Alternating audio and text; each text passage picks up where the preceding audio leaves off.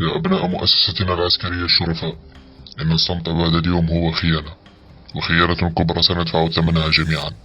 إن التقارير التي بحوزة وكالة الاستخبارات خطيرة جدا، والصمت عليها هو جريمة في حق تونس. سنذكر بعض تفاصيل هذه التقارير حتى نريح ضمائرنا أمام الله وأمام شعبنا، وحتى نضع الجميع أمام مسؤوليته. نحن أبناء المؤسسة العسكرية نؤكد مرة أخرى أننا نعتبر صمت القيادة العسكرية عن هذه التقارير هو مشاركة في الجريمة، ونحذر من يظن منهم أنه لن يحاسب فهو واهم، لأنه سيحاسب طال الزمان أو قصر. نحن تعاهدنا مرارا أننا سنفضح الخونة، وأننا لن ندخر جهدا لفضحهم. لذلك فإننا نحذر شعبنا وشرفاء مؤسستنا الأبية من خطورة ما يتم الإعداد له خلال الأيام القادمة. إن التقارير دقيقة للغاية، وتحمل تسجيلات صوتية لمكالمات هاتفية لبعض المشتبه بهم. تم اعتراضها منذ مدة، تخطط لحملة كبيرة قد تطال دول الجوار أيضا. التقارير تحمل بصمة المخابرات المصرية، حيث يتم التخطيط لفبركة قضية جديدة متشعبة ستصل إلى الجارتين ليبيا والجزائر، وستفضي إلى اعتقال عدد من القيادات المعارضة والنشطاء. تم التفطن إلى هذا المخطط مع تصاعد وتيرة الإشاعات التي تروج لمخطط اغتيال رئيس الجمهورية قيس سعيد، والتي تبين أيضا أنها تأتي ضمن نفس المخطط بحسب المكالمات الهاتفية والتسجيلات الصوتية، ويشرف عليها كل من المدعو هيكل دخيل والمدعو عصام الدردوري، من خلال تهيئة الرأي العام بالمعلومات المغلوطة حتى يسهل تصديق إشاعة الاغتيال.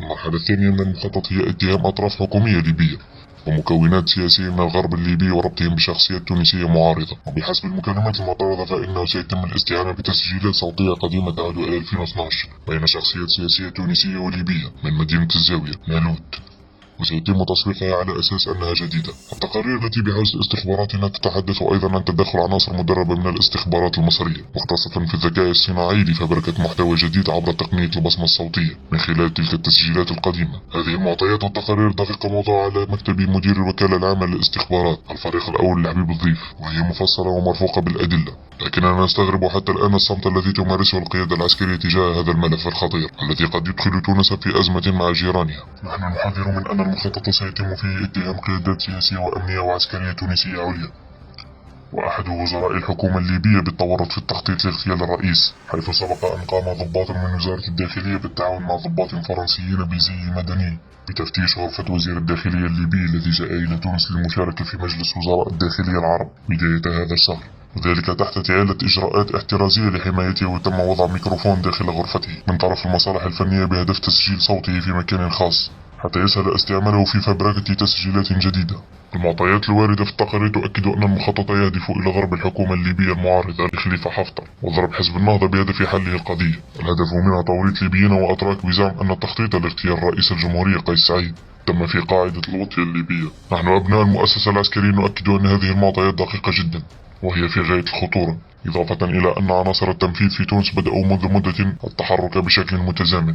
نحذر أبناء مؤسستنا من أن هذه العناصر ساعات تسعى لاختراق مؤسستنا لصالح المخابرات المصرية عن طريق عنصرين هما الأخطر. العنصر الأول هي صاحبة مركز وهمي للدراسات الاستراتيجية والعسكرية المدعوة بدر قعلول المقربة من مخابرات مصر، حيث تخصص مركزها لاستقطاب ليبيين معارضين لحكومة طرابلس وتسهل اجتماعاتهم في تونس. وساهمت أيضا في تواجد حكومة فتحي بشاغة المتحالف مع خليفة حفتر على أرض تونس. وللعلم فإن بدر قعلول كانت محل أبحاث معمقة من طرف الإدارة العامة للمصالح المختصة قبل أن يتم تغيير المدير العام بعد تولي الرئيس قيس سعيد للحكم. هذه ليست مجرد تكهنات، بل معطيات دقيقة لدى استخباراتنا تؤكد علاقة بدر قعلول الوطيدة مع السفارتين المصرية والسعودية، وهي أيضا من ساهمت عبر مركزها في ربط لطفي براهم بالسعوديين. العنصر الثاني وهو الأمني المعزول بعد 2011 محمد الناصر المعروف في فرقة الأبحاث الخاصة في عهد بن علي باسم الحلاس.